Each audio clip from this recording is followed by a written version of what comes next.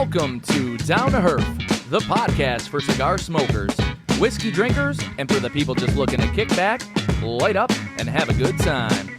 I'm your host, Jerry, and I'm joined by, as always, my co-host, Gio and Caleb. Fellas, how we doing? It's Monday, Victory Monday in Buffalo. Gio, I know you're feeling good. Oh, yeah. Caleb, how you feeling? All right. Well, as promised, we did have our little bet. I lost the bet. I am honoring that bet with a fresh dove for my man Jerry. My dog. Because, my dog. The Bills won. My Pats blew a 21-point lead, and we'll see what happens. We'll see where the chips fall down in the postseason. Go Ravens. Do you want to make another side bet? Who will go farther in the playoffs, the Bills or the Patriots? Let me just gather. Up. You guys are feeling high. Whatever. You say the Patriots are a shitty team, but you had to come from. I didn't say they were a shitty team. I just think that their schedule's very weak, and I think that that's been brought upon ESPN for 10 straight weeks. They were the 4 seed, or they were the 4th place team in our division, which means they play the 4th place team in every division in the AFC. That is a weak schedule. So I'm just throwing it out there. They did have a weak schedule, in my personal opinion. Hey, I don't make the schedule. They needed to go baseball I also style. love seeing some penalties go our way and not against, not against us, but for us. Those were some real penalties, not worth questionable calls. So you're saying you agree with me? Yeah, I was watching the game and I was in utter disbelief. The one, though, was egregious. Can I ask you a question? Yeah. What hurt more? When they lost the game, or that you knew I was going to text you immediately after the game after? Oh, I knew, because I know during the game you were thinking about me, not only that game. Tell me I'm right. I was thinking about you, but I knew when it was 21-0, I was like, yeah, Jerry's sweating this out, and you're like, oh, I wasn't sweating it. You were sweating it. Don't lie, you were sweating it. Yeah. Not sweating the money, you're sweating the Bills' loss. We're going to touch on this in a minute, boys. Just got to take a minute to let everyone know, as always, the show is brought to you by Crown Heads, the title sponsor of the Down to Earth podcast, and, makers of some fine hats like this guy I dusted off, the Blood Medicine, and don't be afraid to check out for the new releases rebrand of La Imperiosa, Mil Diaz, Jericho Hill. Tennessee Waltz hitting shelves. Yes. The new Tennessee Waltz. I think there's a couple other sizes. Yeah. The Belgian Blue is all 2025 is also out there still. And get them before they're gone. Those Los Cal 2025s. I think there's a Corona Gorda Tennessee Waltz floating out there now. I mean, I saw it. I know that it's real, but I got to get a box of those. I have a box of the. I feel like we got to review original that size. The Corona Gorda. That is for sure. It just changes the whole cigar. Yeah, it changes it all. Do you remember when we first started? We didn't think different sizes changed the cigar, and then now I've told the story 500 times on the show. I used to think that the biggest cigar was the best cigar because you got the most tobacco. That's how immature of a cigar smoker I was. Maybe Jennifer True was onto something. Yeah, right. I didn't have enough experience. Caleb, stop laughing. It's not funny. Anyways, in retrospect, back to funny. your shitty team. No, seriously, go smoke Crown Heads, guys. Check them out. Yeah. They are having an amazing year. The rebrand's fantastic. Make sure you guys are out there. And don't forget about Broadway. Don't forget about Broadway. Or Oz Family Cigars. Caratoba. Awesome. Yeah. Now, let's get back. I have to rib on Caleb for my, share of things here. Now, I will say this. I actually said this to Jerry. I hate that I like Mike Vrabel as a coach. I said it during the game. My wife's like, didn't he get fired from Tennessee? I'm like, dude, the thing you don't realize is how great of a player he is and how good of a coach he is. Loved him as a player. Yeah. Vicious linebacker. Yeah. Caught 2 touchdowns in a Super Bowl. That's something that probably won't be done in a while by a linebacker. Yeah. He, despite all the good things he said about Josh Allen and how they tried to game plan for him, I'm going to say one thing. He did whine, and he had a crybaby statement that he made about how we are the team that gets the most holding penalties in a game, and he thought it was really weird that we didn't get one single holding penalty the whole game. But we did. But he sounds like a crybaby. Yeah. Well, he was This just is wrong. Patriots fans at their core. When they win, they will talk the most shit of anybody in the world. We're back. We're the best. Look at Dave Portnoy's rant. That That guy. That was way too premature. He looks like the biggest jizz. Perfect word, too. He is a dirty condom jizz. For that 21-0 rant. That was too premature. And he owned it, And too, I after. don't care that he owned it. I just think him having to eat his words at the end of it. I wish the bet would have been for us. Just like you having to read something, which would have been really cool. Like Josh Allen is my daddy. But I like Josh Allen. He's my dynasty I quarterback. know. Yeah. But it still would have been funny to... I feel like if he takes you to the promised land in fantasy, I feel like you would still say Josh Allen's my daddy.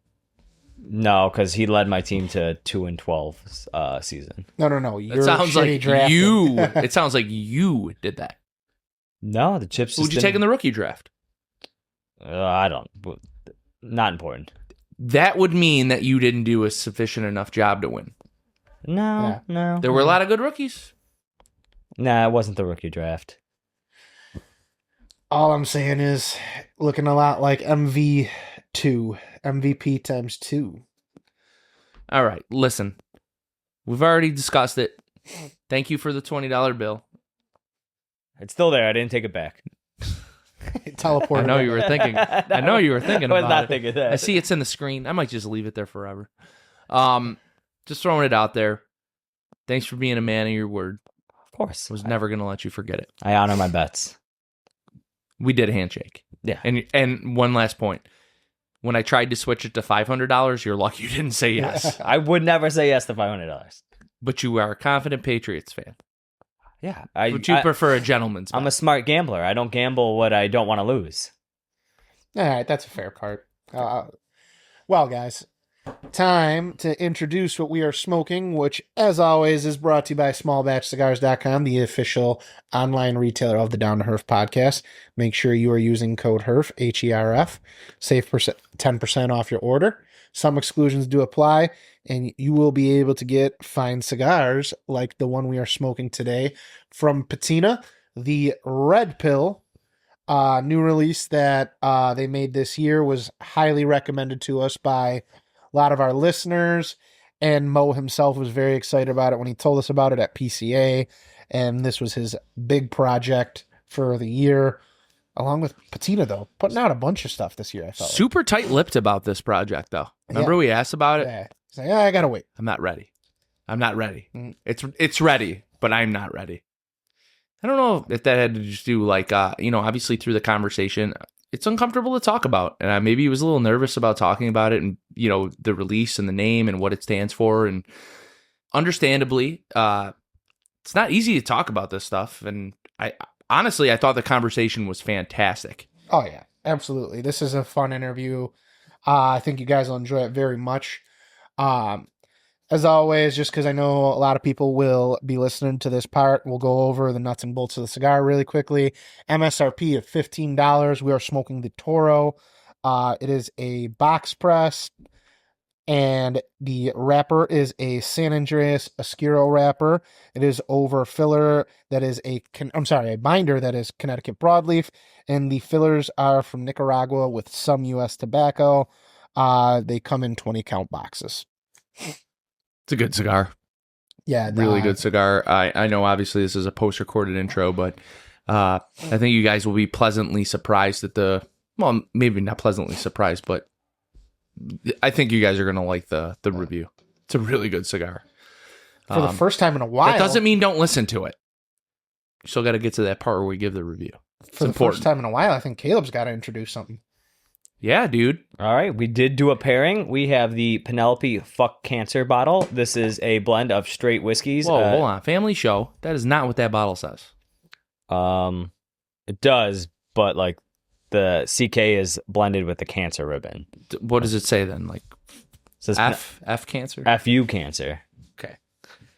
This is a blend of straight bourbon whiskeys from MGP. Distillery is out of Ross and Squibb Distillery, which is MGP. Release date, it came out in September of 2025. It is 94 proof. Age is not disclosed, but the website states at least 6 years.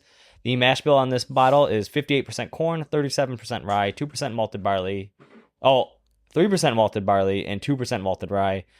Nice golden brown color on here. MSRP is around $80 per 750 ml of this bottle.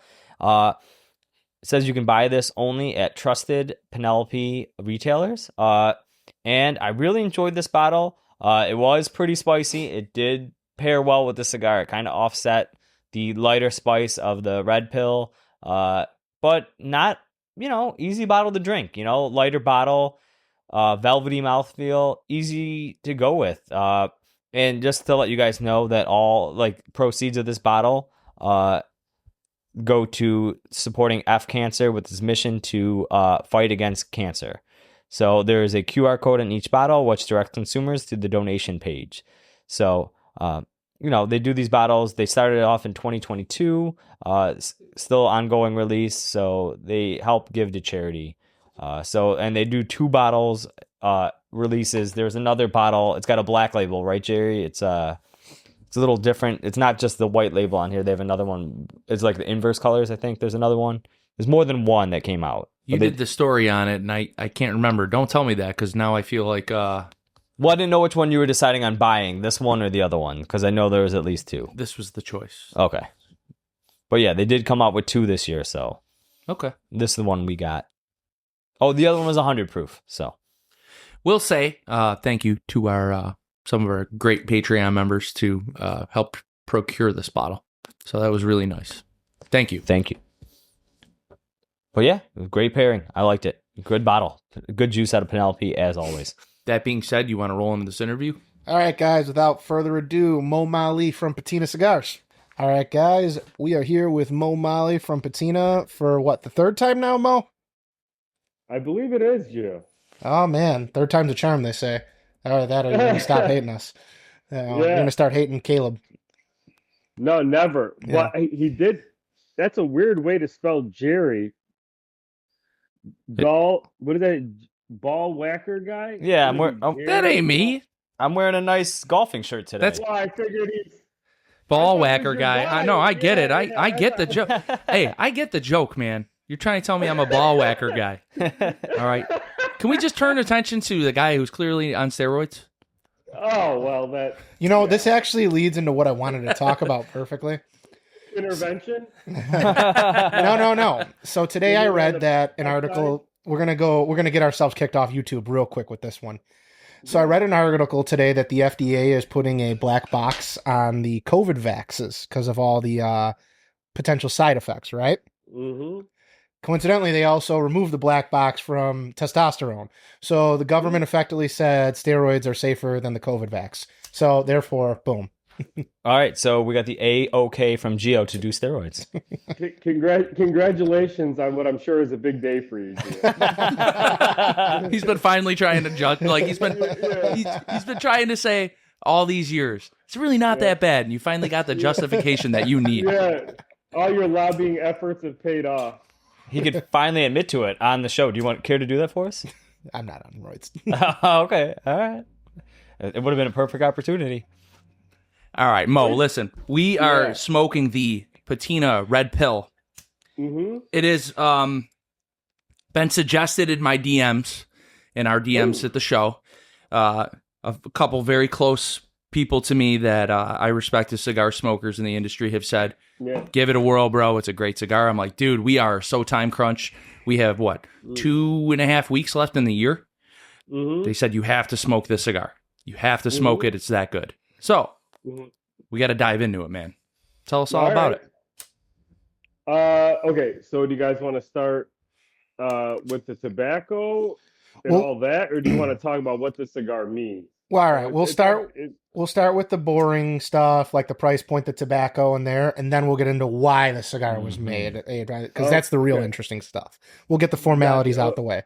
You get the formalities. Okay, so are you guys, what size are you smoking? This is the Toro.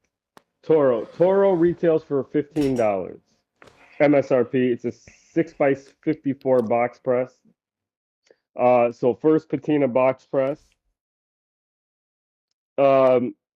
It's a Mexican Oscuro over Connecticut broadleaf. We use two different Ligeros in there, Jalapa and Pennsylvania. And then it's the rest of the filler is Nicaragua. That's the I guess the Cliff Notes version of it. I guess as fast as I can make it. The formalities, as Gio would say. The formalities. Yes, yeah. The stuff that now what people I will say this, man. People talk about, oh, these are the tobaccos you use in a blend, right? But it's more than that, man. It's the proportions, it's the positioning, it's what you use as the base leaf and the binder and all of that, man. And I think that we gloss over a lot of times, oh, this is the blend. But man, it's a process. It's such a process, dude, just to come up with something that you're like, yeah, okay, I could put this out to the masses. You know what I'm saying? Yeah. Because, I mean, you know, I feel like with the blend that truthfully, I'd say maybe 70% of cigar smokers, if you had them blind smoke a wrapper, couldn't identify it, aside from the obvious ones like, a yeah. Maduro versus like a Connecticut shade. Like that would Oh, probably dude, be it's less than that. right. And so to me, it's like when you tell that stuff, it's mainly for the people that I'd say are a little bit more seasoned smokers that, Mhm. like once you've smoked enough cigars to learn what you like, it can guide you because Connecticut broadleaf is not the same on every cigar, even though like someone like Jerry who smokes a lot of broadleaf, some don't taste the same. And it's just a general guidelines. Like me, like this year, I really found out I liked Corojo. So like that was one of my favorites. Yeah. So like it all really depends on that. And I just think that the occasional cigar smoker probably will never really understand the intricacies of it. Just like I feel like the general whiskey drinker doesn't understand mash bills. Like I don't, and I drink a lot of whiskey and I still don't understand mash bills. Mm-hmm. Yeah, dude, I think you're right. And that's why over the years I've learned when you work on a blend, you got to smoke it multiple different ways. Right? Mhm. So like we're gonna sit here, bro, and we're gonna retrohale this cigar. We're gonna let it sit on our tongue. We're gonna try to relax, Caleb. I still haven't learned that yet. It's like, well, it's not a little excitement, but it's like we are smoking this cigar in a certain way. Most people that are gonna grab this cigar are gonna smoke it like this. Yeah, not bad. Right? Not bad. That was easy. Right? Yeah. No. So, it's like the port. My buddy Tyler used to joke around one puff. I forgot what he said. Everyone knows the rules. Everyone knows the rules. Yeah, there you go. But it's kind of like how it is. And so when we're testing a blend or I'm looking at a blend, man, I started smoking it in a different way over the years, not just retrohaling every whatever, because I got to understand how this cigar is actually going to come across to most people. And how it's going to come across to most people versus how I intended it to come off can sometimes be very different just because of how somebody might smoke it. Yeah. And then you have the variables of like, if someone's smoking it when they have a cold, now it's not going to taste the same. Like, that's always the worst. My palate is 100%. At full strength right now, so I'm excited. 100%. Well, I mean, dude, if you like, for example, I remember one day in Nicaragua, man, we had gone to lunch, and I think I might have told you guys this story before, but we go to lunch, man. I threw some chimichurri on my steak or whatever. Got back to the factory. I couldn't taste a thing of the cigars that we were working on. I lost half a day of productivity because of that, man. So, I would imagine. Like, what did you eat that day? Stuff like that. Lesson learned right there. Don't eat the spice. 100%. Yeah, you got to be careful. Like, man, if you're going to go, like, let's say you're out with your friends, man, you guys are going to eat, you're going to go out to dinner, and you're going to go grab a cigar, right? And you know what? You're celebrating something. And a lot of times when people celebrate something, let's just say they're going to splurge on a cigar. you better damn well know whatever you ate is not going to ruin what cigar you're about to smoke because you're about to waste a lot of money. You know what I'm saying? See, I feel like in a lot of cases that's true, but for me, I feel like I eat like an entire bottle of sriracha sauce every day, and I feel like it doesn't affect my mouth anymore. No, hot sauce won't do that. But Or, stuff like that. That shouldn't. There's certain like garlics, things like that have a much better chance of adversely affecting your palate like that. I eat a lot of garlic, so I know exactly what he's talking about. That is Yeah. literally one of my like top seasonings. So like, Yeah. it makes a lot of different flavors taste bitter, so you get a lot of that. Yes. Yeah. So like, Yep. if I'm smoking like I learned this like one of the nights when we were just like smoking. I think like it was a Brulee Blue I smoked, and I ate like I always season my broccoli with garlic. And I was like, this cigar is normally a very sweet cigar, like in terms of just general flavor. Right. And it tasted like ass that day. careful, bro. That cigar's not sweet tips. No, yeah, flavor. Careful, bro. Sweeter flavor. You're gonna piss that guy off. That's a good motto. You got to be careful what you That eat guy's got before a- you smoke. It's like if you go on a date, you got to be careful what you eat because like you don't want to get the bubble guts if you're expecting any later because could be very bad. Right. Yeah. Yeah. No, 100%. And man, when we do events and stuff like that, a lot of times you'll get people, I've never tried your cigars before or whatever. You get that a lot. Obviously, it's a small brand. And so the first two questions I'll ask them are, what do you normally like? Like, what are the last 3 cigars you like? And also, what did you eat today? No one's ever asked me that before. Anytime we've done that. And the third question will be, what are you drinking with the cigar? The pairing, very important. I feel like sometimes like a high proof whiskey can ruin a cigar. We've learned that a few times. I've done that. I mean, guys, the reality is if you really want to taste the cigar for the cigar, Water. It's water. Mm-hmm. Yeah, pretty much. I knew you were Coffee gonna. a little bit. I knew you were gonna say that, man. I'm just saying. I have no idea what you guys are drinking, but I'm just saying in general. Actually, I'm drinking besides that whiskey, I am drinking a black coffee right now. Oh, you're drinking whiskey? Yeah, a little whiskey and a little coffee. Got a little water, a little Monster Energy, the white kind, and some whiskey too. Some lemonade C4 and whiskey. Yeah. I got Ghost Raspberry Cream. I don't know if you guys that have tried slaps. Fuck. I love it. That's such a great flavor. Ew. Oh my I God, love it. man. It does not sound good. It's unreal. It's so good. One of the best flavors they came out with. It's crazy, dude. What is it? Raspberry cream. Raspberry cream? It's so Yeah. good, dude. Is that like the raspberry creamsicles, like popsicles that you can get?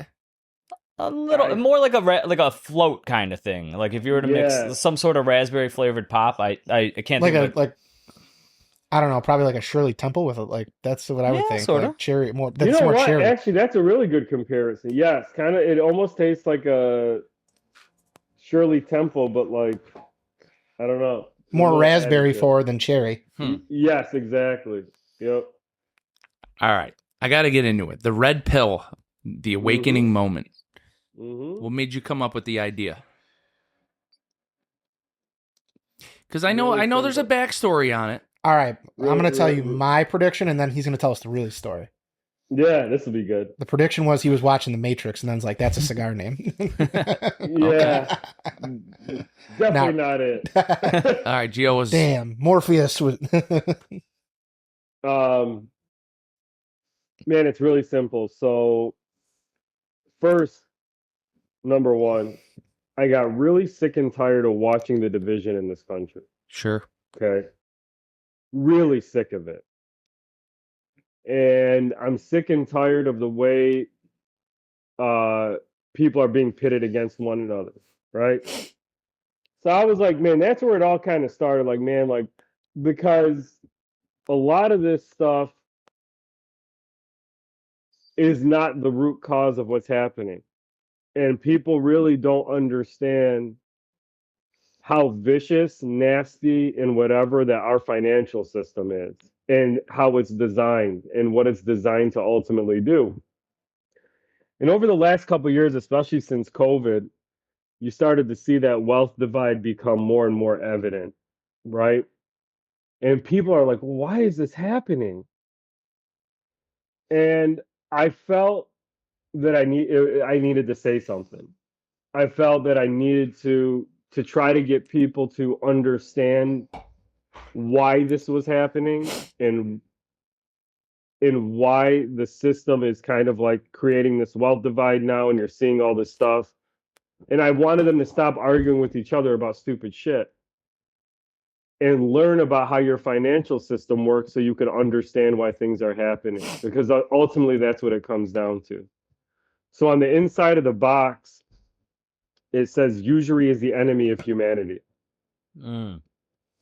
And usury, people often associate that with charging interest on a loan. But usury is not just that. Usury is a predatory mindset that rots the morality and the core of a society.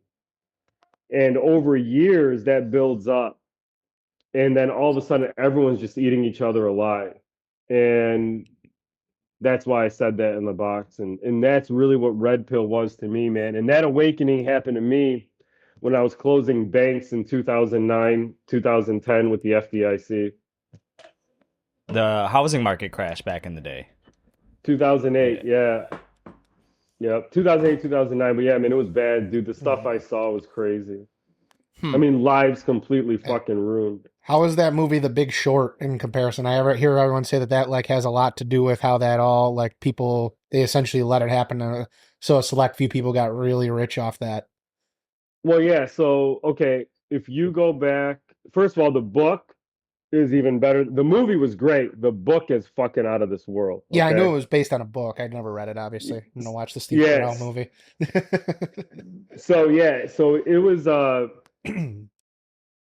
there are a lot of people that will say that yes, a lot of these things that happen are engineered, right? So it's like these boom bust cycles that you see and things like that. Every time that happens, you're going to take out some of the middle class and the poor people, and the rich people are going to get richer. And that's how it works. And that's how it's designed to work. The banks got bailed out. People lost their homes, man. People were homeless. It's crazy. It was a crazy time. Bro, I was at a bank in Aurora, Minnesota, which is like 10 minutes from the Canada border. I'm exaggerating the 10 minutes, but it's really close to the Canada border. Like a town of like 500 people. The bank in that town had real estate investments in fucking inland California. How? Why? Yeah, why? You know, why are you invested in, and it was just a crazy time, man. It was a crazy time. And by the way, what's happening right now is worse. So tell me if I'm wrong. I mean, I don't know a lot, like I know a little bit about like banking and like interest rates and, obviously like, car loans and like your basic interest APR shit, right? Somebody told me, and I don't know if this is just one of those like deep, dark conspiracy theories that at 3 a.m. when you're scrolling through your iPhone, you just can't stop. But somebody told me when Barack Obama signed the bailout, that in the future, if it were to happen again, they don't have to bail out the banks. They just take your money, and that's how they're going to pay for it. And that's actually how it's written if you read it. That I don't know. And I know it's kind of a scary thought. So I'm going to piss a lot of people off right now. Okay. And that's okay, because I just don't give a fuck anymore. Oh, I don't have that attitude. No. If you think there's a difference. Okay, so first, the Bush administration started nationalizing fucking American companies, right? And the banks. Then all of a sudden, Obama came in after he railed against Bush and then did the same exact thing with all the other stuff. These guys don't serve us. It don't matter, man. No, they serve lobbyists. Sure. All right, so let's just get that out. Okay, so it doesn't matter who the president is. What people really need to understand is that the Federal Reserve is not a government entity. Yeah, it's a private company. We don't own our currency. I believe it. So every dollar created is debt to the American government. Mm-hmm. Think about that for a second. Every dollar created is debt to the American government. So that means when you see that $40 trillion debt or whatever, that's money that's going to be paid back to a private banking cartel at the expense of our infrastructure, at the expense of our education, at the expense of our healthcare, all of that.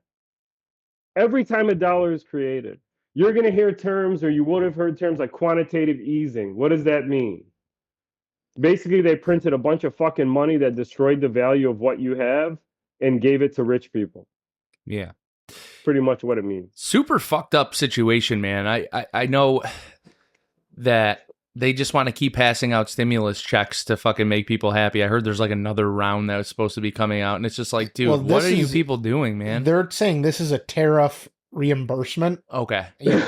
Yeah, you're right. Just changing the name. They just Yeah. changed the name of it. Correct. All right. Yeah. So again, man, every time they do these things, these are inflationary measures. Okay. So like, think about this. If you made $100,000 in 2020, right? Let's just say you would have to make $125,000 a year today to have the same purchasing power just 5 years later. That sucks. It's scary. It's the same thing with cars. I bought my 4Runner in 2020, a Mhm. month before the shutdown, brand new, and Mhm. what I paid for to get, I got like a top of the line one, nice all the Right. bells and whistles. Mm-hmm. To get that now, it's like $18,000 more. 100%. And dude, by the way, and I can't believe they don't even make it with the 6 anymore. Now they have No. like a turbocharged 4 or something Yeah. like that. Even on the TR, it's sad. It's sad what they did to that. But anyway, I digress. Beautiful car, by the way. They ruined it.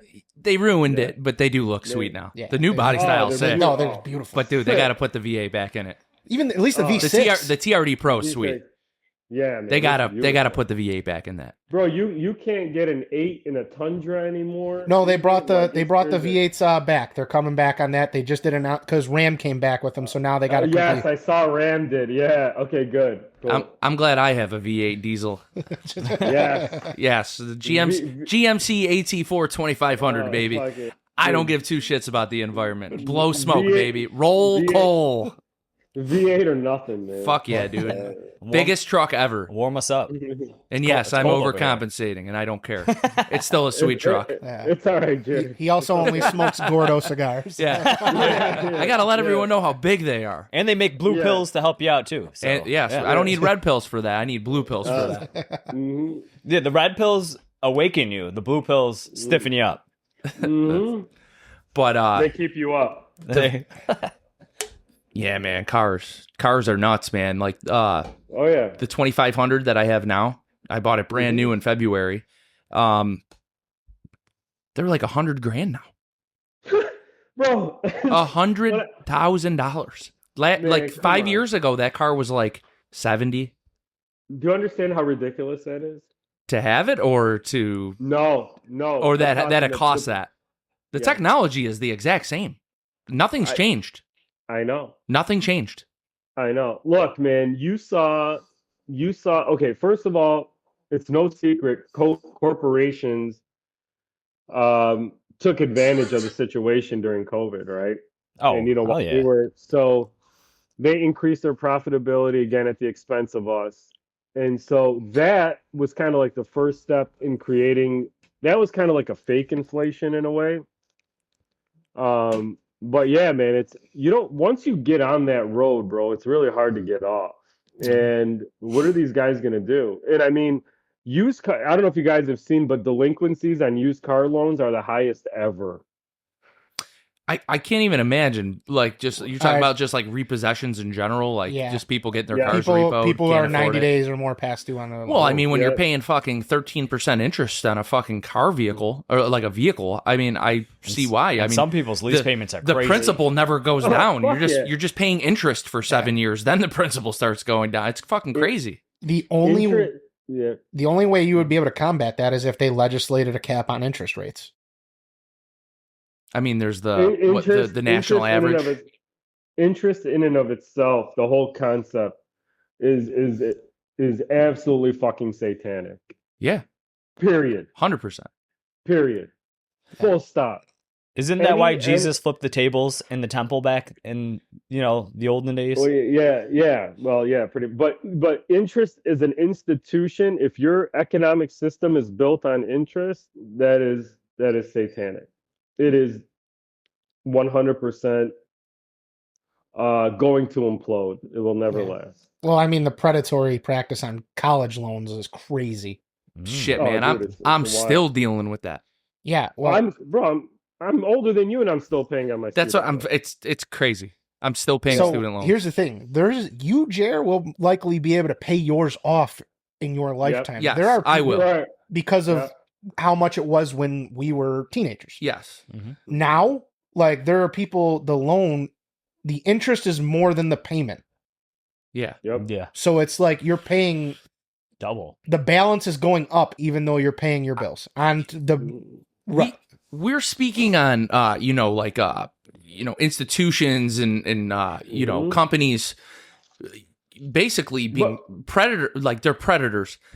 Imagine being 18, you're excited to go to college. The only way to go is to get a college loan. So of course you're going to fucking sign the dotted line. You have no fucking clue what you're signing. No one helps you. You fucking sign this. You sign this fucking thing. You're paying interest for 4 years while you're in college. You have no clue. You have no idea because you haven't even seen the payments. You get no updates on what it is. You know what I mean? You're happy when you get your fucking grants back or whatever, if you're getting TAP or Pell. So you're like, oh, sweet, $250. This is fucking awesome. I love going to college. Look, they just gave me $500. This is so cool. Yep. And then you get out. They don't say shit for fucking 10 years. COVID happens. So you don't hear about it for another fucking 4 years. And then you get slapped in the face and they're like, all right, here's the total. This is how much you took out, and here's how much interest. And the interest is just as much as what you took out. And I'm like, wow, I had a good interest rate. Yeah. So It's fucking crazy, man. So number one, you got to remember, man, everything is set up to marry you to the system. That is essential. And I hate to use this word because of we're not physically enslaved, right? And to use that word, I don't want it to come off as insensitive. But that is slavery in a way. Yeah. And once they have you married to the system, now they control you, man, because now your bigger focus is always paying off these loans. It's not being productive. And just to when they had, like, why do you think they push materialism so much and things like that, and to buy and credit cards and this and student loans and all of that? Because once they got you in, man, that's it.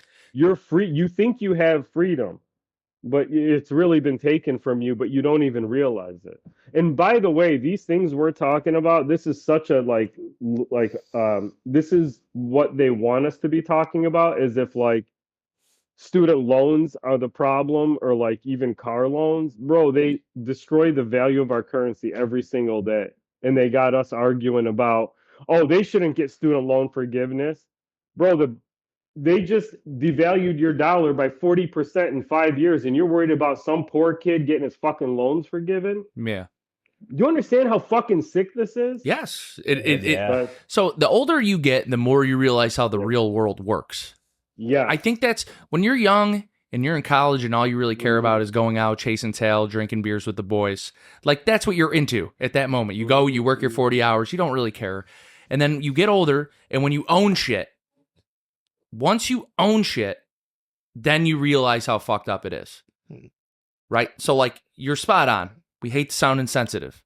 But when you have, and I have to clarify this, when you have, like, government debt, student loans, things that don't go away, things you can't run from. I'm going to be honest with you. I don't want to sound like an asshole, but if I owed fucking $20,000 on a credit card and I knew I couldn't pay it back and it was like Capital One or fucking Chase, sorry, I ain't paying it. Fuck you. I'll eat it for fucking 7 years and I'll restart and never pay it back. Sorry, that's a bank. I don't give a fuck. Right. That's just me. But when you owe student loans, you know you can't run from it. Mm-hmm. And that's a problem. They'll garnish your wages. Let me ask you a question. You guys are police officers, right? Yes. You go out and you put your life on the line every single day. right? You don't know what you're going to come across.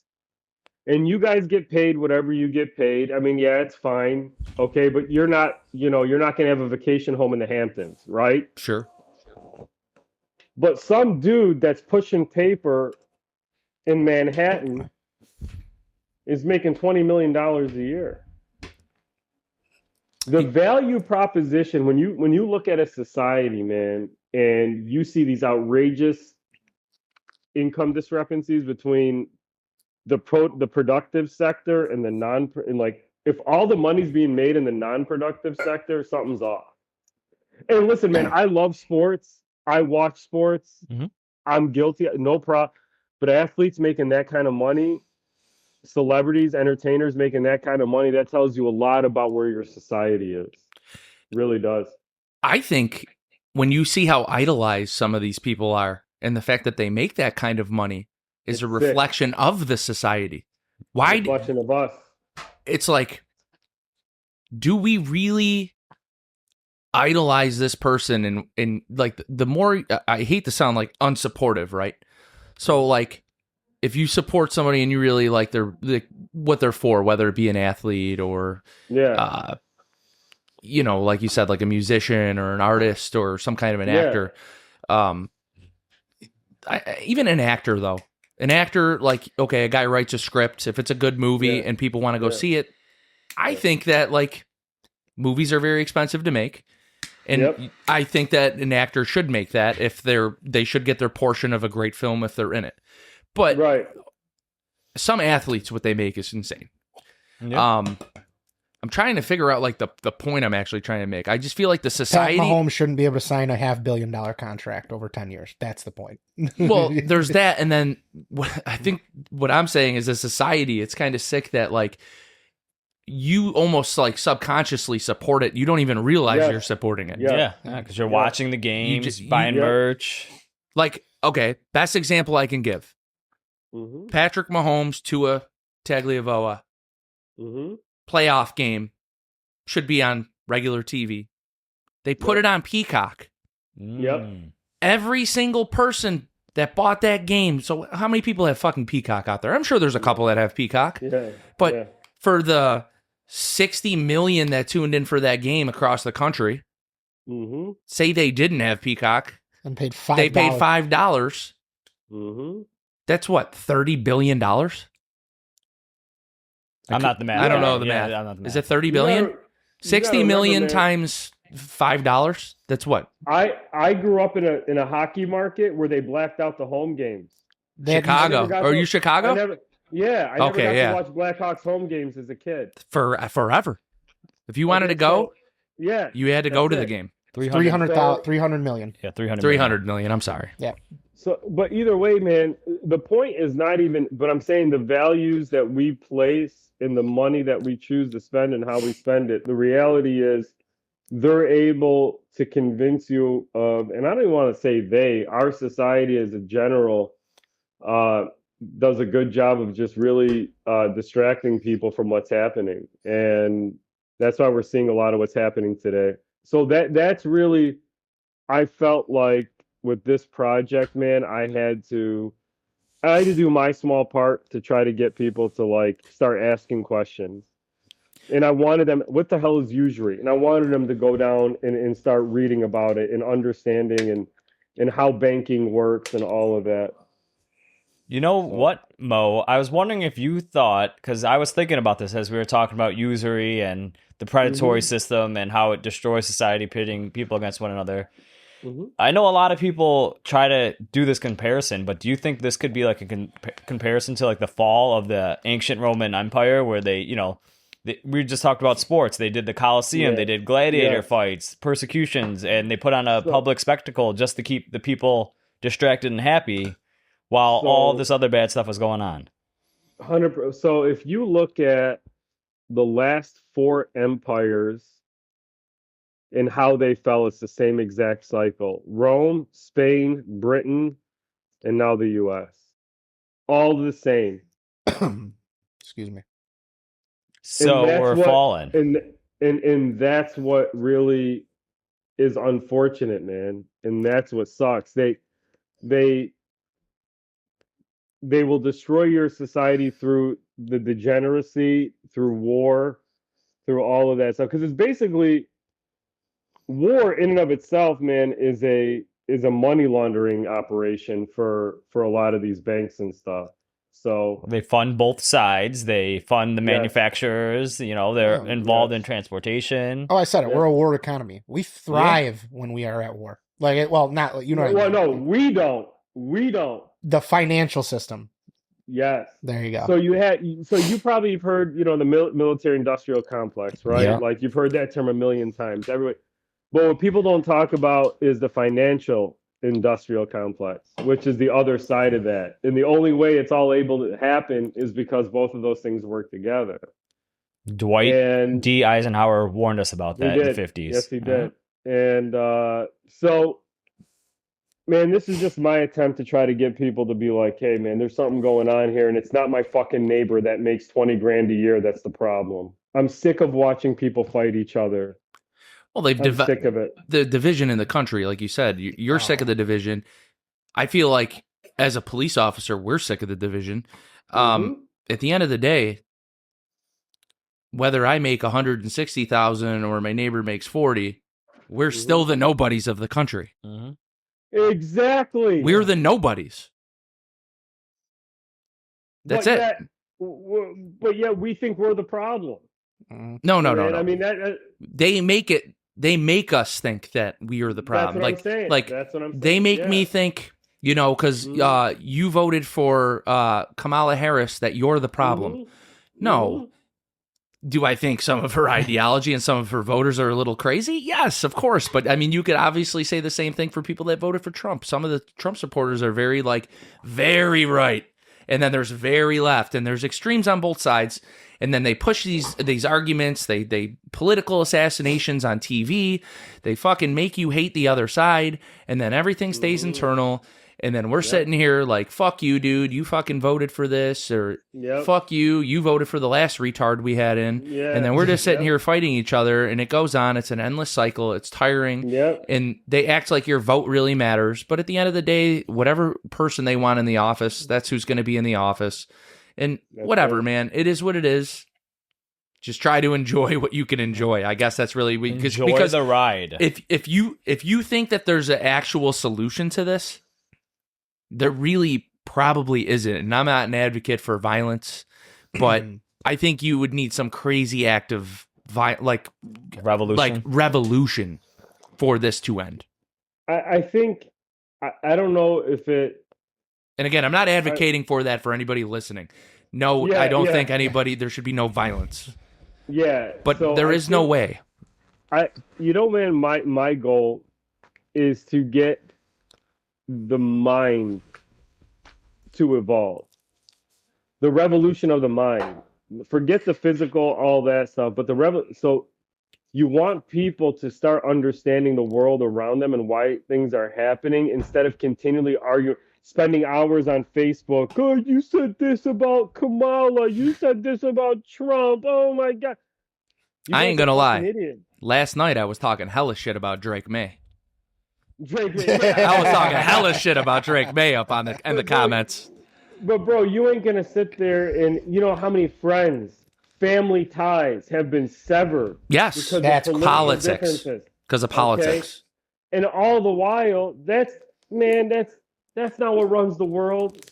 That's not, and that's what I'm trying to get at. And I just I wanted people to that's it. I just want people to stop arguing with each other over stupid shit and really understand why things are happening. I want to take this one step further because I feel like you're definitely onto something. And again, it's not like you've just enlightened me. Based on what me and Gio do, we see this. We know. It's crazy. I feel like this is why there's advocates for, anti-Second Amendment. If we have no arms and we have no protection and we can't fight, what would the government do then? That would... When you can't protect yourself or you can't buy a weapon legally and you can't have guns. Now, I'm not saying... I'm sure there's somebody out there that's like, we shouldn't have guns. Look at all these mass shootings. Okay, I get it. There's mass shootings, but What if the government was just like, okay, we're just going to send the military in it? But it's kind of weird when, I would say, how many percentage of our country would you say owns at least one firearm? We have 2/3. the largest collection of firearms in the world. There's more guns than there are people. That's what I'm saying. Yeah. So now, knowing that, to get rid of all of those weapons, if say there were no weapons, you're just going to turn into fucking Europe. Well, that Canada, never, Australia. Yeah. an unarmed population never ends well for the population. Well, Correct. look at what happened in Australia just recently. I'm not trying to politicize a mass shooting, but Australia bans firearm ownership completely, and they had a mass shooting. And then on top of it, because of their laws, there's the video of this dude who is a straight hero, wrestles the gun away from the shooter, I saw that. right? Yeah. Points the gun at him, and he realizes, I can't shoot him because I'll go to jail for shooting him. And then that guy got there's- up and grabbed a gun and kept firing. He went to his accomplice and shot. He got shot twice in the arm. Yeah, I don't know, One man. guy got up and kept going Yeah. though. Yeah. The amount of And how did Australia stop the guys? Oh, they ran up on them with armed law enforcement. And it's like, come on. I don't know, man. An armed society is a more protected society, polite and an society. unarmed society is a society in trouble. I don't know. Listen, I'm not by the way, just to, without getting political, I'm not a big gun nut, right? Sure. But you allow the government to, in an unarmed civilian population, you're fucked. Yeah. You're fucked. Wait, Period. you don't have any guns, Mo? We can't be friends. This is exactly what they want. Oh, no, I do. This is exactly what they want. Are you kidding? Think about Fuck you. But no, Chicago. think about what I'm saying is that to convince people that they're safer because there's no guns because the government's going to protect you is ill-advised. Historically speaking, not a good move. Daddy government's got you. How about that story in Texas where the guy robbed the store down in Texas and he got shot by every single person in the store? Every single person shot him. The whole every customer in the store shot him. Yeah. Maybe Texas isn't the place to commit crimes like that. I don't know. Neither is Florida. Yeah, right That's now. what I'm saying. Maybe Florida? Well, Florida's got different issues. Alligator Alcatraz for you. Gun or no gun, those motherfuckers are crazy. That place does weird shit to people, man. Florida's a wild state, man. I love it. They're though. making a prison with a moat surrounded by alligators. It's called Alligator Alcatraz, bro. Like, I'm pretty sure that's real. Yeah, no, that's where they were housing the illegal immigrants before deportation. Alligator Alcatraz is what it's called. I'm not trying to escape that place. The best stories come out of Florida. It's 100%. Not even close.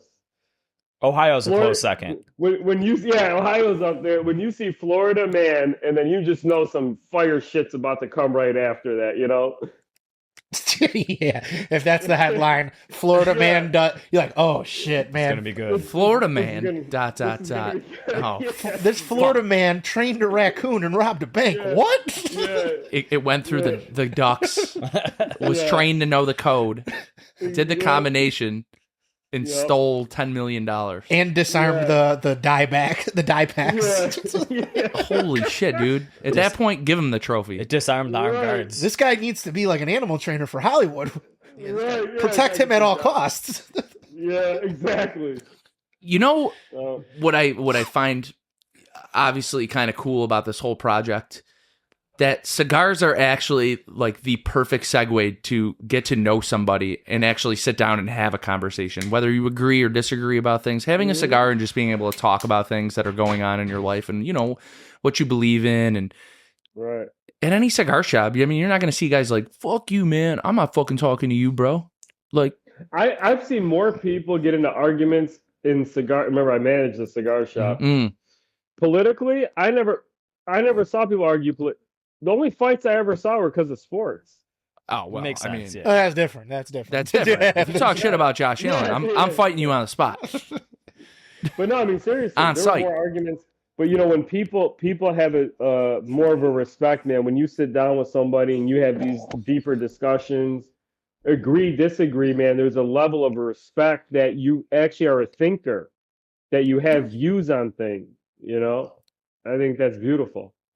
Well, Mo, I was just wondering, because I don't know, we had our awakening discussing the red pill, and things seem pretty doom and gloom. I don't know if you have anything else planned or if you even think if there's a solution, but the idea was to get people talking. I don't know if anyone's going to feel a bit black-pilled, the doom and gloom side of things. Is that like the end all be all, just being black-pilled and you're like, it's all fucked up, it's all going to end, and it's all going to end badly? Or I don't know if there's an opposite for like the positive good side of things, because the red pill is the awakening, black pill is doom and gloom, blue pill's to keep it up. You know what it is, bro. Yeah. You know what it is. I don't know what the other pill is. It's the happy A pill, needle. man. Oh, okay. The death needle in lethal injection. No, the needles that like Geo uses. Oh, the steroids. Okay. Yeah, right. No, man. First of all, this is not about black pill. My whole point is it doesn't have to be this way. Good. And that's what I'm trying to get people to realize, man. Like, you don't have to accept this predatory shit. Like, educate yourself, educate your friends, your family, man. Understand what's happening to you and in your world, man. And how would you combat it though? Besides just talking and being educated about it, what can you do to stop it? It's become too big. That's the first step, though. That's the first step. See, everybody thinks that things last forever. And if you're a student of history, you understand that it certainly does not. Mm-hmm. But what are the chances in our 80 years? Because what do we get? I don't know. Average life expectancy for a male in the United States is what, 74, 75? I mean, Jared, did we ever think we were going to be able to make a video via AI in our pockets in 5 minutes? You never know. Yeah. You never know, man. I mean, that's what I'm trying to say is you never know, and there's power in numbers. And if people, I guess, just get sick of being exploited, man, you never know what kind of power can come to that. Why do you think they're always conspiracy this, conspiracy that, down the rabbit hole? They make these things sound crazy so people don't want to learn. They make it seem like this stuff is so complicated so people are intimidated. Well, but it's not complicated. My argument on this whole thing would be this. Okay, say some guy that you're like, wow, this guy's really rallying me, man. Like, this guy, I'm down, man. I'm down. I'm riding with this guy. I'm with this dude. Now, they also have the fear of you losing your job, your livelihood. So, like, if you were to fight against it, now they put it out there. Hey, this is the guy. They get rid of 100%. You. They get rid of you. 100%. You lose 100%. Everything, and then you're basically now you're even lower than you thought you were. Man, you're 100% right. That what do they call it? Cancel culture, and a government cancel culture is even worse. Well, but if you don't stand up, man, that day's coming faster than you think. Well, yeah, they could debank you. Some people can't do banking, and then they can kick you off social media. So you have you lose your voice, and then you lose your, how to purchase your purchasing power. So there's two steps gone. I will say, okay, I have one example. YouTube does to you guys. I have one. True. What's that? He said, "Look what YouTube does to us." It's true. What do you mean? Oh, dude, I get banned. Already experienced it. Twice. We've been banned twice in a year. Okay. Because an AI robot said that they found our stuff to be a little offensive. And then here's the thing. We had a human review, and it gets put right back. So, again, an AI robot can't articulate like satire or, yes, okay, it's smart. It can do a lot of things really quickly. It can go over, and comb the internet in, 3 seconds to find any piece of information that you've ever needed in your entire life. I mean, you got kids using it to get through fucking grad school and fucking medical school. You know what I mean? It's fucking crazy. But like literally, an AI robot can't determine and just figure out like, hey, this is just a podcast about cigars. I literally think it's the stupidest thing that they can just censor us. Of course. Well, man, come on. And you're wondering why I'm trying to get this stuff out there, man. That like this is the beginning of it, man. Yeah. You don't want to go down this road. Historically speaking, again, History doesn't necessarily repeat itself, but it often rhymes. Yeah. So, I mean, I'd say we don't have a social credit score, but we're pretty damn close to it.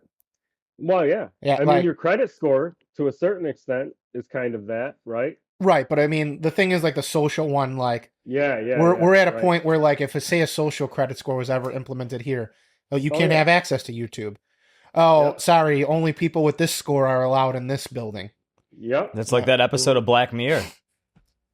Like, it's just Well, don't get Hollywood into this, man, because they're Dude, that was a good show though, Black Mirror. Some of those futuristic Oh, yeah. ones that they had. that's their way of No, fucking they- just telling their plan. Yeah. Oh, they do it all the Yeah. time. If you think that doesn't happen, where they just make a show, hey, let's make a show about what we're actually doing and watch how popular it is. 100%. You know what scares me, man? All that zombie shit from the mid 2010s. Oh, I love that. Because I'm like, damn. When they were coming out with all those zombie shows, man, I'm like, man, something Some virus is Something good, cooking man. up. something bad's coming. I was a man. big Resident Evil fan growing up. PlayStation, 1998, Yeah. got Resident Evil Director's Cut. Resident Evil 2, Resident Evil 3 Nemesis, Resident Evil 4. I mean, the list continues. And then now me and Gio, we're nerds. We still buy the new ones when they remake them for the new systems. That we already played, so we just played beat them. They're again. just new, and you just beat them again. And then in high def. and high def, and High def. I've gotten to the point where I just speed run them now. How fast can I beat the Yeah. game? Yeah. It's pretty cool. But Oh, yeah, man. I mean, dude, I feel like this conversation was exactly what it was meant to do. Yeah. Enlighten. And it's true, man. There is a big problem out there, and there are things going on. But again, besides talking about it and just making people aware that it's happening, what can we do as a Well, society? Well, the first step is minimize your debt on a personal level. Sure. Take ownership over your own, your ability to be controlled, right?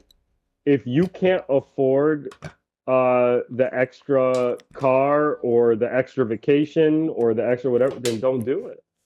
Learn how to do without it, right? That's number one, man. The avoidance of debt, I think, would be when you say, what can you do? That is the biggest thing you could do. Sure. Right now, today, in your own life, that is the biggest thing. With the price of houses skyrocketing. So yes, you can get rid of the materialistic things, cars. Yeah, houses are different. I'm not talking about living. I was gonna I'm say not talking about living. houses. You're fucked. The banks are gonna win on that one all day. And I don't know a lot of people running around with $500,000 in their bank account to buy a house outright. Well, it doesn't So I matter because remember- property taxes, you never own. Oh the yeah, house. and then you pay the Never, property taxes never, anyway. So never. they always got you. That's a ripoff right there. Property tax. Listen, man, I had this. Okay, so back the early 2010s, when you guys were still in diapers. I was 21 years old in 2010. Freshman year of college. Oh, really? Yeah, man. well, all of us. 1990. We're all old guys here, man. My bad. You're only a couple years older than we are. Yeah, my bad. But seriously, I had this conversation, man. I was telling one of my buddies, I said, look, we're going to multi-generational housing and a renter society. He's like, man, get the fuck out of here. It's true. He's like, what are you talking about? Oh, like living with your extended families for a No. long time, like that. Yes, Yeah. 100%. Yeah. So you'll have a single family home, but it's going to house multiple generations. Yeah, like you live Of with your that family. grandparents, the Your grandparents, your grandkids, parents, and whatever, right? like back in the And old we are- days. Yes, and we are turning into a renter society because, first of all, you've been trained to believe that renting is bad, right? Well, you also don't have if you're renting, you're not part of the system in terms of having that debt over your head, right? So, yes, you're not building equity, but you also don't have the debt side of it. But when you have a debt generate, like if the productivity is generated through debt, you will always be behind. Everybody will always be behind, right? So that's why I'm trying to say, minimize your debt to the best of your ability, particularly for consumption, right? Like you don't need to have all these extra things, man. And even if you buy less patina, bro, don't go into debt for cigars. Don't go Save into the debt for world. whatever. Like who gives a shit, right? At the end of the day, man. So don't do the And, paying for patina.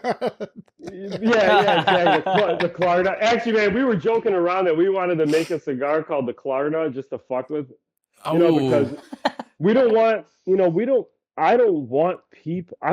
Ultimately, man, I want the best for people. Like I genuinely want the best for people.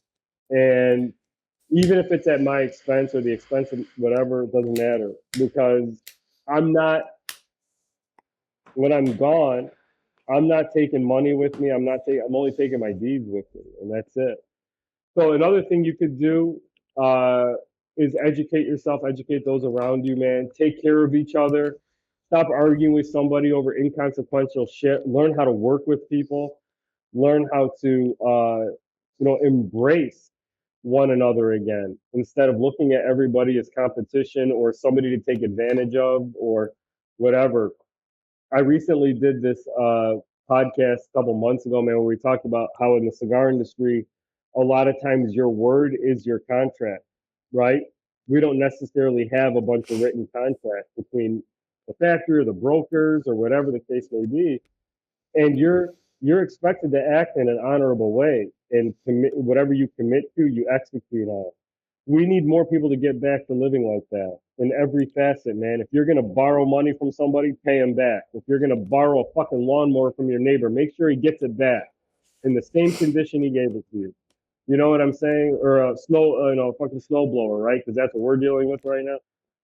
Just whatever it is, man. Little things like that change your mindset from exploitation and how can I get the most of something to how do I work with people. And that's what I mean by that usury mindset. It's predatory and it's been ingrained in us. Get out of that. Communal building. Work with the people in your community. Make your community better. Stuff like that. I will say one thing.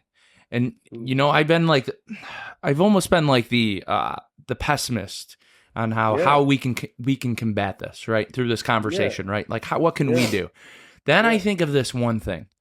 Do you guys remember a few years back where if they said if you were caught talking shit about like Biden and Kamala Harris that PayPal was going to fine you, and then everybody deleted their PayPals, and then PayPal's like, hey man, yo, chill out, like we didn't really mean it, like that we were just, like they panicked because everybody deleted PayPal because like I don't know, maybe people were like, fuck that.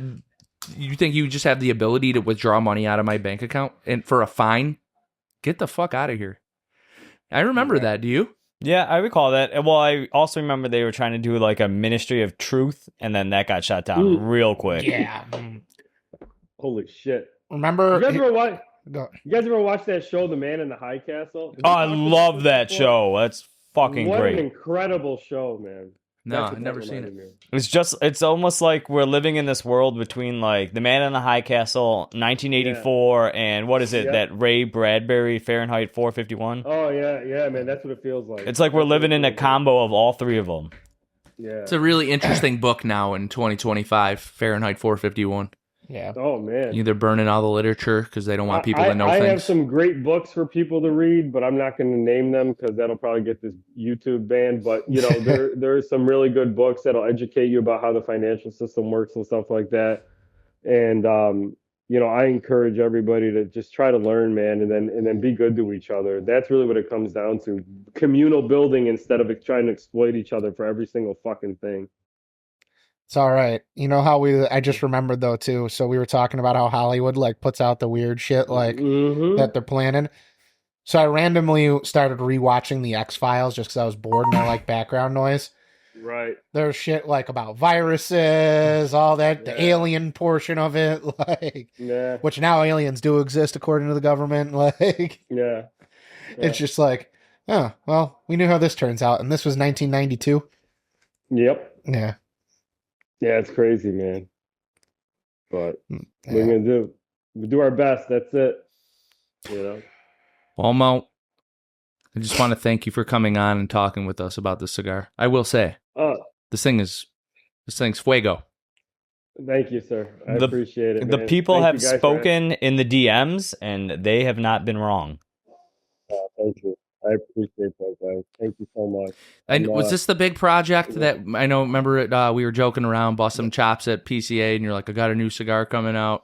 I can't really say anything about it yet." Yeah, this is the one. This was it, man. Yeah, because you know what, man? I knew because people keep talking about the cigar, no one's talking about the messaging behind it. And I wasn't sure how it was going to come across because some people might be pissed. They might be like, fuck this guy. Like, who is he to say, whatever. And then I realized, man, that's when it hit me that most people don't even know what it is. Yeah. I'm like, nobody could be mad about or excited about what they don't know it is. So while yes, it is a cigar, it is whatever, but it's more than a cigar to me, man. It's a message of unity, of building together again, and not exploiting one another, and just being humanity again, being fucking humane towards each other. That's what I want. It's so funny because we have definitely had people that listen to the show bitch us out for getting too political once in a while when we really believe something and like we really want to have a discussion on something. People get really pissed off about it. Very sensitive. I hate that. This is not political. No, I understand. This is humanity. Sure. This is fighting the man. Human, man. Like, and this stuff affects all of us, man. If you think you're not affected by the financial system, then you have a lot of research to do. It's true. Period. Mo, thanks for popping on with us, bro. I appreciate you as always, no, bro. Man, You're the man. Thank you guys. You're the fucking man, bro. Thank you bro. guys so much, guys. Thank you so much for having me, man. Absolutely, I really, dude. really appreciate it. Thank you so much. Dude, this is our last interview of the year, so. Fuck yeah, man. Had to get you in there. Yeah. Had to get you in, man. I appreciate it. That's why I was going to call you the other day. I was like, I got to ask you something. I was going to say, hey, man, we're doing a cigar. You want to pop on? I was like, I'm taking a shot. Absolutely. It's so last minute, but. It's all good, man. I'm always here for you guys. Dude, so. we love you. For your time, Mo. Appreciate you guys. Love you guys, man. All right. Thank you so much. And We'll see you at the show, guys. too. Yeah, at the Yes, show, sir. now you got to announce the next cigar. We'll call it That's the right. Trenduro. The Trenduro. Yeah, Trenduro. Fuck yeah, man. That's going to be a hybrid wrapper. Trenduro. The strongest one you got. Yeah, it's triple Maduro. Quadruple Maduro. The Gordivar. All right, guys. Gordivar. The Gordivar. Yeah. All right, Mo. Thank you so much. See you, brother. Take it easy, Thank guys. you, Mo. See ya. Bye. See you guys. All right, fellas. Yeah, man. How you guys liking this cigar so far? Pretty good. It's living up to the hype, man. Everyone that said we got to try this one, they're correct. We need to do this one. I feel like there's just so much to do. All right, well, we can So just, much to see. So we what's can wrong just with blast right the through bench? Patrol Gone Wild in the news. I can speed run it. But I wanted to do something fun with you because my wife made me do this the other day. And it's this new YouTube challenge. Okay. And I just want to see how you do with it. I'm not going to say how I did it. I also would like Gio to partake in this. I just think that this is going to be funny. And All right, yeah. I feel like so. Here's what I'm going to do, Caleb. I'm going to play this. Have you seen this yet? No, is it going to be something scary where something pops out and scares me? I promise you, over everything I love, it's not. This is called the. Let me look it up. I don't know. I see screen recording 12, 15, 25. I just want to make sure no zombie or scary monster pops out at me. And This is called the On Beat Challenge. Okay, and the idea is for you to say out loud what you're seeing. Okay, and the game's pretty simple. Okay, level one easy. I'm gonna play it for you. Okay, so Me and Jill got to. here's the game. So it'd be frog. All right, ready? I've seen this. Frog, frog, frog, frog, dog, dog, dog, dog. Yeah, I've seen this already. Go ahead, Caleb. Take over. Frog, frog, dog, dog. No, frog, on beat, frog, dog. dog. On beat with it. Frog, frog, dog, frog, dog, No, dog. no, frog, like dog. on beat. So every time you hear a whistle, you gotta say it. So it's Oh, like I'm not frog, listening. frog, frog. So I was you're looking like saying for the green highlight, yes. So you're saying it. You're saying it too slow. but I know what comes here. What do you mean? I've seen the reels on Instagram. Okay, there's no way you memorize this. So No, but I know what the thing is. what thing? There's a gotcha. No, there's not. Go ahead. I promise you to God. Cat, frog, cat, dog, cat. Too slow. All right, fifth one. Dog, cat, frog, cat, dog, dog. I can't even. Level do two. Can't do the easy. Level two. All right, let's give All right, Gio ready? a try. Stop. Spot. Stop.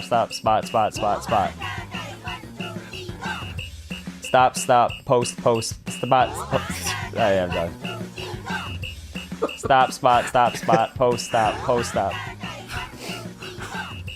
Spot, post, stop, post, yeah, I'm done. Gio's not even trying. I'm letting you go first. I've done 2 levels. You got the hard one. Here, you do the hard one, Gio. Rose, nose, nose, nose. Rose, nose, hose, stove, horse. I don't even know. Gio, you aren't even gonna try it. Stove, nose, hose, purse, rose, horse, stove. That's good. Hose, nose, purse, rose, hose, horse, stove. Damn, I was doing good on that one. This is literally the stupidest thing ever. I just wanted to see how you guys would do because my wife made me do it. It was not good. I felt like I did okay. It was not good. Oh, see, I saw that on Instagram Reels, and like the guy was tricking his girl, and like he was doing that, the dog, that, and then like one of the things was like, can we do anal? No, Caleb. Hold on. Where's my lighter? No, Caleb. I was being very genuine in this. Okay. I wanted to see how you would do. I did fucking horrendous. My wife said in there she thought it was hilarious. I didn't think it was funny. Yeah, I did horrendous too. I didn't think it was funny because I was so embarrassed with myself. Well, thanks for embarrassing me. But yeah, I figured we would do that. I thought it was funny. Go ahead. All right. We can get into our stuff. Without further ado, let's roll into Patrol Gone Wild, brought to you by Dunbarton Tobacco and Trust, makers of fine cigars such as Micaria, Sin Compromiso, Red Meat Lovers, and many, many more. So, guys, sport TTT, and let's roll into Patrol Gone Wild. Patrol Gone Wild. We're doing it big. All right, up first, Gio sent me this one. It's major news out of the UFC. We have ex-UFC fighter Alex Garcia arrested in a major anti-gang cocaine bust. Major drug trafficking, because this did happen in Ontario. So we have UFC veteran Alex Garcia. Oh, Montreal, was arrested among multiple... That's in Quebec. Yeah, I didn't mean Ontario. Arrested among multiple suspects as part of a major cocaine bust in Montreal. He was one of 3 arrested Monday as police seized 102 kilos of cocaine, 5 kilos of heroin, 20 liters of GHB, 306,000 CAD, approximately $222,000 US dollars, 3 firearms, and 2 vehicles. Police are still looking for 2 other suspects connected within this criminal enterprise. So there was an investigation that started in July of 2025. It was around the Toronto area, and it was used as a source of drugs that they would be sold at a higher price in Greater Montreal. The cocaine seized is valued at over $2.3 million Canadian, so 1.7 USD. They also arrested a couple other guys, and they are facing charges of drug trafficking and possession charges, plus the proceeds of a crime as well. And police are also offering rewards for looking for the other 2 suspects that are involved in this case as well. So, I guess that's big news out of the UFC, man. So I have to just clarify. The original story I read this on, like there was a lot of controversy saying that like value was inflated because it originally said 102 grams of cocaine. Now, Jerry, you and I both know 102 grams is not worth anywhere close to $2 million. Yeah, that's not a lot of cocaine. The change to kilos changes everything. Damn metric system. Yeah, that's a lot of kilos of cocaine. It's like 300 pounds. He's going to jail. Oh. For a long time. He's going to jail. They made a movie about this, about a guy who had to fight in prison. I think it's called Undisputed. I'm locked up. Well, he's got a... Shout out Akon. He might have a nice future ahead of him if he could do the Undisputed role and fight in prison. So that's what happened with Alex Garcia. I was curious. I knew he got arrested. They said it was drugs, but like they didn't really specify on what it actually was. That's like this happened actually. Like he had to cancel a fight because of it. Yeah, A couple days ago, yeah. Yeah. So like, Gio, you know more about the UFC. Does he have like any sort of like background that like he was brought up in this world or anything, or is this something that just happened maybe later on in life? So the thing is like I forgot he was Canadian. Like he's not a huge named fighter. He's just like was an up and comer for a minute. Like he was like 5-5 in the UFC. Like not really good, but not really bad. Yeah, 5-5. You're right. Just I don't know. That's pretty dumb. I mean, like, I don't know if he's he's obviously the muscle, right? Like, you guy. He might not be the brains. And I forgot what weight class he is in because he's not. I don't think he's a really big dude from my recall. Like, I think. Does not give his weight.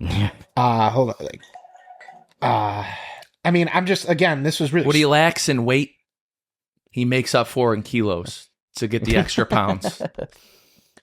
That was pretty good. I like that. I knew where you go. That was good. Welterweight 170. So I mean, he's pretty like. Now add in the 300 kilos. Now what does he weigh? Too much. You're going to jail. Yeah, that's over 600 pounds. You're going. You're out. That's a different kind of my 600-pound life.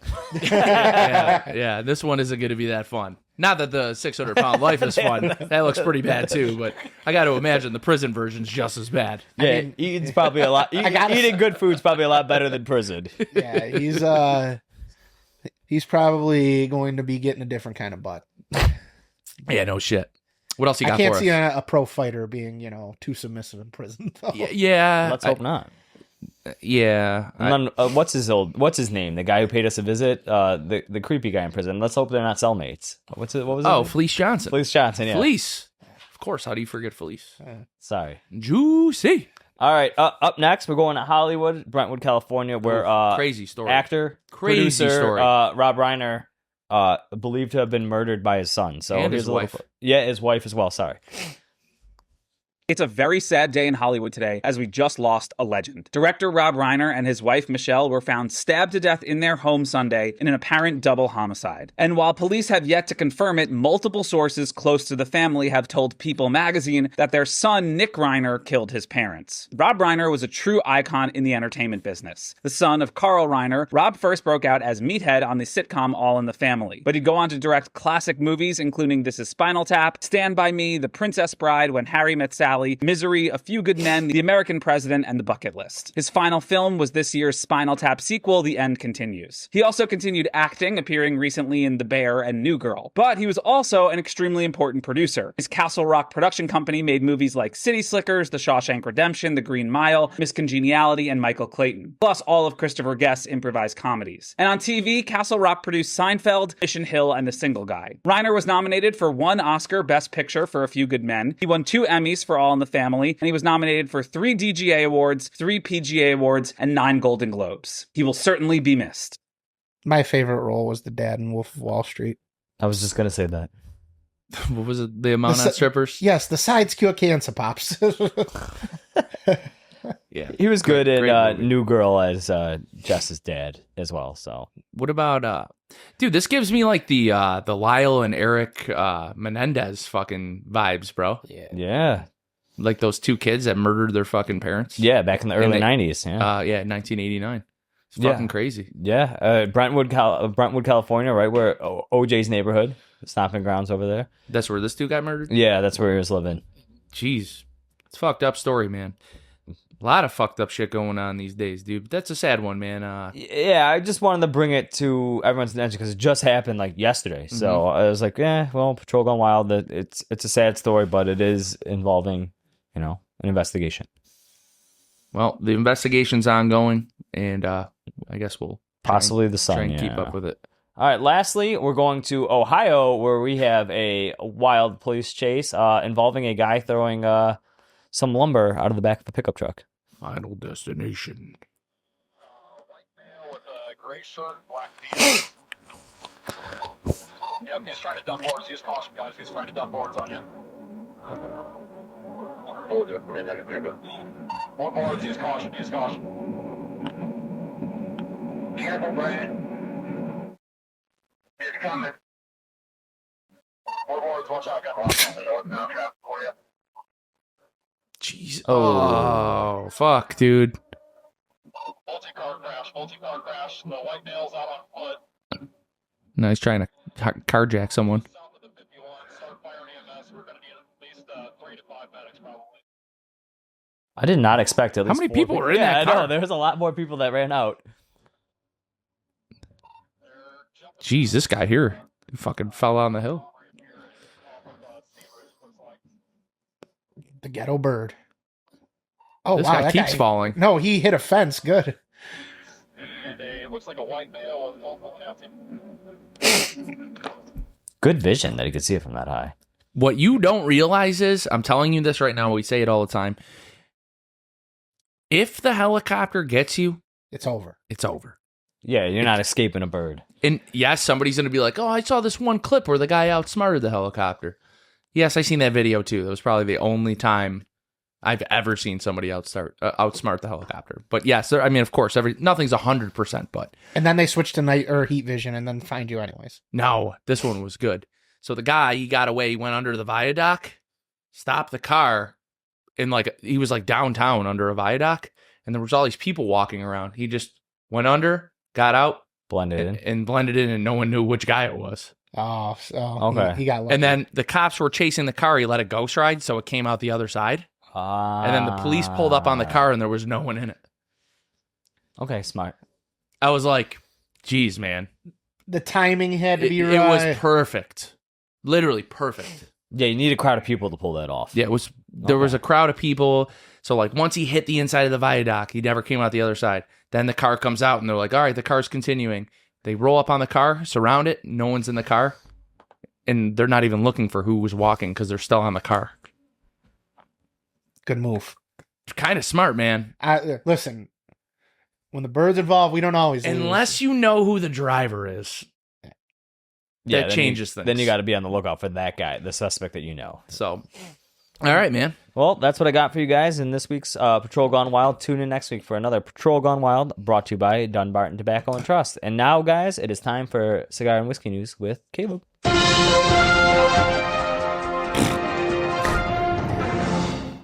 Who keeps farting during these new segments? I heard that. I let the first one slide, but you guys are farting here. I know every time he announces something. All right, up first, we're going to Principle Cigars. They are releasing the Haberdasher. So the joke about getting your dad an ugly tie as a Christmas present has been around forever, but this is going to be the latest release from Principle Cigars, and they are running with it, and they're using some of those ugly ties to wrap up a 5-pack of limited edition cigars. So the line is called the Haberdasher. It is named for the term for either a men's clothing retailer or someone who sells sewing items. This is a very limited edition release. Cigars measure 6x55 using Ecuadorian Habano hybrid wrappers, a Dominican Republic binder from the Coti region, and fillers that contain 3 varietals from the DR alongside some U.S. grown tobacco. Cigars are made by Kellner Boutique Factory in the Dominican Republic and are priced at $60 for a 5-pack of cigars. As part of the theme, the cigar bands are designed to replicate 1960s style shirt tag. They are available now at select retailers via Principle Cigars website. They said that the first batch is very limited, and they think that they might return in the future. They'll probably do it again as they have thousands of ugly ties. But this was really just a test and a fun thing to do with Christmas. I heard, it's not in this article, I picked it up on another website, but I think they're only selling, I believe it's 100 of these 5-packs, and that's it. That's how limited they're keeping this first run. So $60 for a 5-pack of Principle Haberdasher cigars. Sounds like a cool project, man. I would not mind trying it. And you get the tie too, man. Ugly Christmas tie. I don't need the tie. I feel like I have a collection of terrible ties that I never wear. So don't need the tie. You can have the tie. I'll take the tie. Take an ugly tie. How many times have you wore a tie in the last 2 years? Just once at the last wedding. Once at the last wedding I went to. Then I got so drunk I missed the episode. So You remember that? Remember, Gio? We had to do the episode without Caleb. Caleb's like, oh, wait. No, Caleb, go home. I was hoping. We were like, hey, buddy, just stay home. Seriously, it's not that important. Be safe. Please be safe. Yeah, it was a good thing you guys said that. Yeah. We're good people. All right. On to story number 2, we are going to Viaje. They are announcing a new one-of-one line. So this is a special line heading to stores next week. There are 3 Vitolas available, but it is called the one-of-one. So a line never to be reproduced. yes, so it's a line that stands as a testament to an age-old craft honoring the mastery passed down through generations. Every one-of-one is a unique creation, carefully hand-rolled to perfection by skilled artisans who pour their expertise in each individual piece. So you are going to have the Tailwind, the Bulwark, and the Outer Edge. So you're gonna have a 6 by 3/4 by 52 by 56. The Bulwark is a 6 by 56, and the Outer Edge is a 5 1/4 by 54. Each size comes in box of 30 cigars. So far, there is no MSRP for the line, but pricing is going to be set by the retailer individually. So one store that has begun taking orders are saying that the Tailwind and the Bulwark are going to be priced at $27 per cigar, and the Outer Edge at $26.40. It's $900 a box. Yeah, that's an expensive box, dude. It's less than 900, but it's 27 times how many cigars? 30 in a box. So it's not actually more than $900. Let me get my just get do my 20, calculator. 27 times 30. Damn, they really are. Yo, Dr. Farkas is trying to break Jerry's wallet. 27 times 34 30. times 27 times 30. 30, yeah. 27 times 30. I Then thought you you got- said 34. No, 30. It's 810. But All if it was 34, Then it would be 900. no, it's 918. And I then thought you you fa- said 34, so that's and why I then, said and then you factor in the taxes and stuff like that. So, like a in majority, New York, you can get this box for the low price of $1,500. of course, like a majority That's of insane. yeah, it's expensive. A box of 30, it's a big box. It's a limited edition, saying there are less than 200 boxes of each size being produced. The company also said that this will be a one-time release, never to be seen again, as Jerry said earlier, ensuring that each remains a singular expression of artisan and passion. Scheduled release for Friday, December 19th. What's the blend? Didn't say so. Undisclosed. Of course. All right. That is the biggest douchebaggery ever if you are going to undisclose a $900 box of cigars. Don't say that about Dr. Farkas. That is dickish. Dude, he's a doctor. Come on. He's got the antidote to the zombie virus. It's Bro, true. He's he the at only least one that didn't- has the antidote. At least he didn't put it in a pretzel jug. It's true. Like- This is one of one. A unique blend, I hate that. not to be replicated. I love Viaje, dude. I really do love Viaje, but You're gonna buy it anyways. no, but it's just like it's getting out of hand, bro. that is Like just like the releases, Yeah, but maybe this is like the 100 cigar rating. like one of one. Like the 1 of 1 to get All right. 100. if that cigar is anything less than on your personal scale, because I'm going to be honest with you, what's going to end up happening is when you buy this, the show will buy 3 from you to smoke, so you'll recoup a little. And then if that cigar isn't collectively a 93 or higher, then that is a dick move. That's pretty fair. Okay. If you are going to charge $900 for a box of cigars, It's not 900. It's 810 $800 for a box of cigars. without tax. and that's from one That's retail. before tax. And that's from Before one taxes. retailer, did not say what state or anything like that. Or so. Before shipping, even you can't guarantee free shipping these days. And again, that is absolutely insane that you are not going to disclose what the cigar is. People deserve to, if you're spending that kind of money, you deserve to know what you're smoking. All right. Well, there's story number 2. On to our last story. We're going to the whiskey bourbon side of things. We're going to Garrison Brothers Distillery, where they are kicking off the 2025 Cowboy Bourbon. So it's going to be a rare limited release bottle. You guys know Garrison Brothers out of Texas. So Cowboy Bourbon first roared onto the scene in 2013. Each year they do different blends and different stuff like that, making it a little different. And each year they're taking the age to at least 8 years. But this year, with the 8 years of aging, at least, they didn't say if there's any more, it is going to be straight from the cask, no cutting, no filtering. It's clocking in at a whopping 146.4 proof. So hazmat bourbon right here. Very strong, but it is going to be very toasted marshmallowy flavor, they say. They say it's a Texas chaser that you can't stop sipping. Will pair with a good cigar. So, like I said, production very limited, only 10,000 bottles rolling out for 2025. It has already won several years, awards, just like last year's version of the Cowboy Bourbon. So let me see if I can find the deets. Rollout kicks off already kicked off like a couple days ago with 1,000 bottles being released. But this one's going to cost you guys $249.99. I would buy this bottle. That's actually a reasonable price for what I thought. You know what's kind of crazy though, because every time we do a Garrison Brothers bottle on the show, it's really good. Like what was the Guadalupe was the The one. Bel Maria. Bel Maria and the Guadalupe? Both of those were absolutely fantastic. And those are 180. The Bel Maria, I thought was incredible. I thought it was great. Was that the best one we had, or was it the Guadalupe? I can't remember, but both of those were great. I think I liked the Bel Maria better. Yeah, Garrison Brothers. I mean, they make good bourbon. They're expensive for just like the regular stuff that you can get, but I mean for $250, $250. Here's my argument. Okay, it is a hazmat bottle, and it's 8 years. It's a hazmat bottle as well. Yeah, some hazmat bottles can go for double that. I don't know.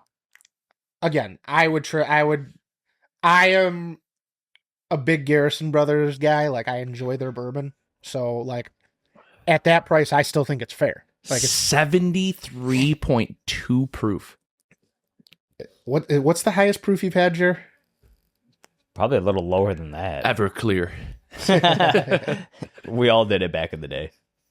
Probably. I don't know. Like bourbon wise, 141. Or no, there was one that was literally a hazmat. Did you have the hazmat? Tommy JD? Rotter. They did a. They did 150 proof. Jeez. Yeah, this shit was crazy. I remember that one. Yeah, it's fucking ridiculous. Put you on your ass. Please stop it. Easy. It's not 3 hay burners. No. All right, but that's what I got for you guys. 4 burners. That's what I got for you guys in Cigar and Whiskey News with Caleb. And now we have to roll on into our cigar review portion of the show. All right, guys. As always, our cigar review portion is brought to you by smallbatchcigars.com, the official online retailer of the Down to Earth podcast. Make sure you're checking out their awesome selection of cigars. Save some money while you're doing it. Best shipping in the business. Andrew and Dave, we love you. Thank you for your continued support.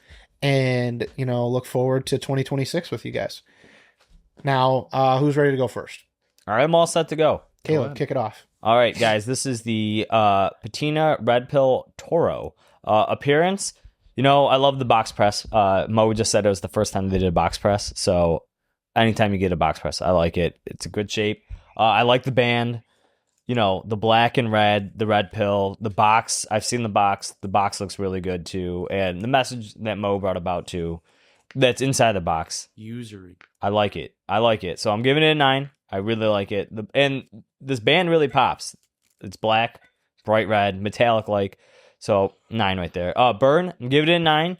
Started off a little uneven at first. It really worked itself out throughout the rest of the smoke. I'm down to the nub. I got like the last half-inch here, and I'm really enjoying the cigar. Construction, high point, really stands out.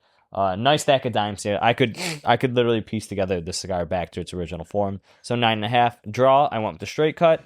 9, no issues. This is a very smoky cigar. Very smoky. And enjoyment, I really enjoyed the conversation with Mo. Always nice having him on. We talked to him at PCA. We see him. It's nice to have him on. He's joined a couple after herfs with us for our mega herfs with our Patreon members. So, join. You might see Mo pop on, and you never know who else will. So you add that all up. My overall score is a 46. Times it by 2, you're getting a 92. My additional notes, besides it being a smoky stick, it was creamy. Very pleasant smell upon lighting it. It is spicy. And you do get this like mocha creaminess almost throughout the whole cigar. And then the spicy kick comes in the halfway point, and I'm getting down to the last half inch. Spice is still there. I would say it's very earthy as well. So 92, I really enjoyed this cigar, and I'm glad you guys, fans of the show, suggested it. All right, I can take over from here. Patina Red Pill. Appearance, I gave it a 9. I like the inside of the box. I like the message behind the cigar. I also really like the band. I think that the metallic red pops on the black, and I think this is a really cool project, and I think it brings light to, a lot of issues that people face, and they might not even realize that they're facing it. The burn, I gave it a 9.5. I thought that the burn on the cigar was fantastic. I didn't have to relight mine at all. I really, really liked it. No issues whatsoever. Construction, I gave it a 9.5. Stacks of dimes, man. Caleb highlighted it as a big point in his review, and I would second to that. Draw, straight cut mine, I gave it a 9. I thought it was very smoky as well. I thought the draw was fantastic. No issues whatsoever. and the overall enjoyment, obviously the conversation. We don't normally get to talk about stuff like this, so I thought it was kind of cool to just, let loose and really talk about some issues in the country that maybe not everybody's talking about, just bringing light.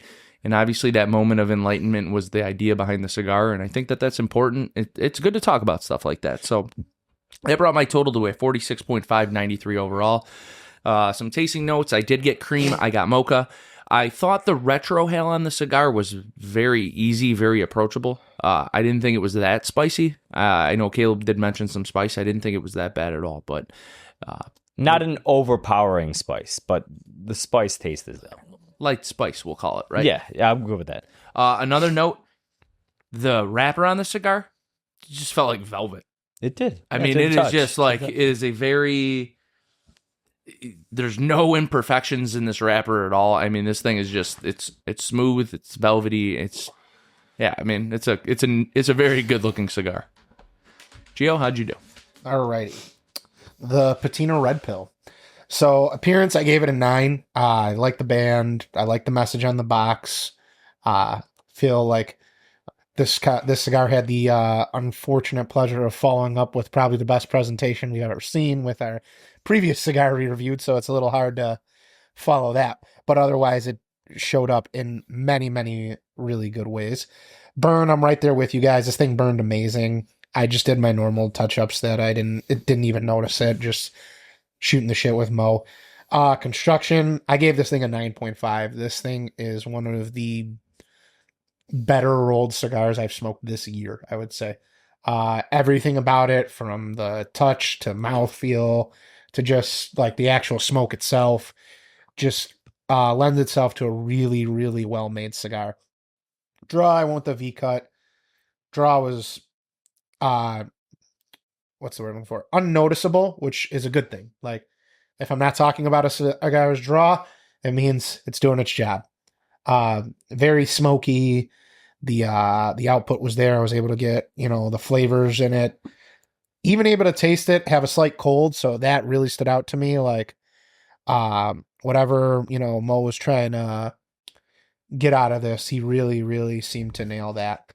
Overall enjoyment, I gave it a 9.5. Liked the tone of the conversation of the episode. I think saying, excuse me, we got the formalities out of the way in the beginning, because we barely talked about cigars the rest of the show, which to me is the mark of a good show, because you can only talk about the blends of a cigar for so long without sounding pompous or ready to fall asleep in your chair. Overall score comes to a 46.92 overall. All right, tailor that all up. We got a 92, 93, 92. It is a 92.33 overall. What was the total? 92 overall? Round down 92. Okay. Yeah, I know. You said like the points, and I was like, hold on. That didn't make sense. It's all right. It's over a 90. It's got its horns. Great cigar. Great conversation. Any closing notes to the show? Guys, we're winding down 2025. You got to let us know more what you think. Give us some more comments. Roast me still in the comments, or just in any Instagram post. I'm all about being roasted.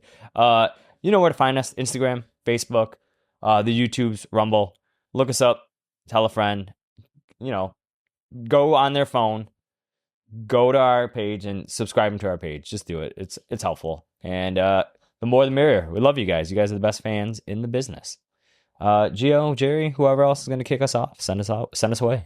Yeah, thanks for joining us. I just want to say special thanks to Mo. Obviously, thanks for popping on last minute with us. Always a pleasure to have you on, brother, and you're welcome here anytime. Gio? I think you guys touched on everything, and thanks again. Obviously, we're coming to the close on this year. We got a few more things planned for everybody, but as always, we hope you guys have a wonderful holidays, and thanks for always listening. That being said, guys, Patreon members will see you Friday. If not, we'll see you on Wednesday. Peace out, guys.